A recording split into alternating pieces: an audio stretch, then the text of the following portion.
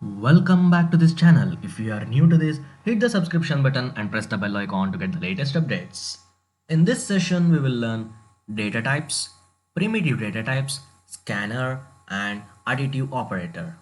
Let's begin. Holy Grail.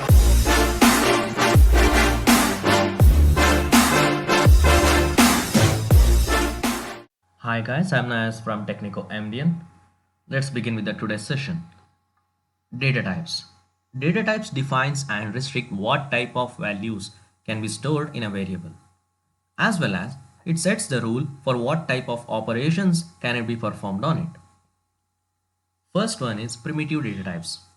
Java has 8 primitive data types: byte, short, int, long, float, double, boolean, and char.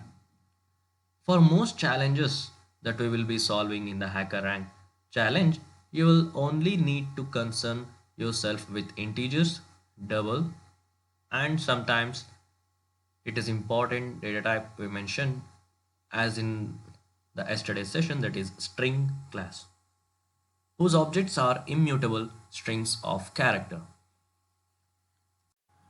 Scanner. Yesterday we discussed scanner, next, next line, has next, and has next line methods. Scanner also has read next and has next method for different data types, which is very helpful when you have exactly what type of input you will be reading. The next method scan for token, and the next line method reads for the scanner's current location until the beginning of the next line. For example, next int. It will scan the next token of input as an int, and next double parenthesis. It will scan the next token of input as a double. You should only ever use one scanner object for your entire program. Note that you should only use one scanner object for your entire program. Each line of multi-line input contains an invisible separator indicating that the end of a line of input has been reached. When you use scanner function that reads tokens like next, next int, similarly, the scanner reads and returns the next token. When you read an entire line, such as a read line, next line, it reads from the current position until the beginning of the next line. Because of this, a call to next line may return an empty string if there are no characters between the end of the last read and the beginning of the next line. For example, A, B, C, D, E, F, G.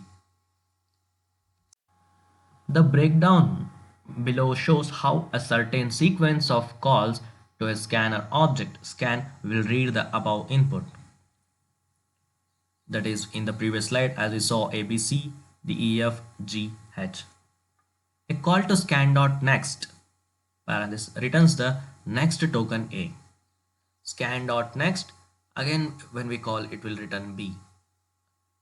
And when we call scan.nextLine, it returns the token C. It's important to note that the scanner returns a space and a letter because it's reading from the end of the last token until the beginning of the next line. Similarly, scan.nextLine, again when we call this function, it will returns the content of the next line, that is DE. And next, a call to scan.next returns the next token F. A call to next scan.nextLine returns everything after F until the beginning of the next line. Because there are no characters there, it returns an empty string. And finally, a call to scan.nextLine returns G. So you can see and observe that all the tokens, that is A, B, C, D, E, F, and G are printed. Additive operator. The operator is used for mathematical addition and string concatenation. Note that it performs two operations. It also performs mathematical addition and also concatenates two strings. Combining two strings into one new string is called concatenation. If you add the contents of two variables together, example A plus B, You can assign their values to another variable using the assignment operator, that is equal. You can also pass the result to a function instead of assigning it to a variable.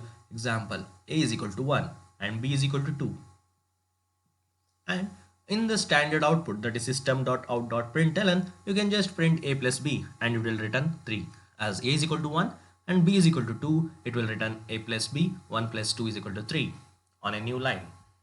Thank you guys for watching this video. I hope that the concepts of data types, primitive data types, scanner and additive operator have been understood very well. If you have any doubts, you can comment in the comment section. Meet you all in the next video. Bye.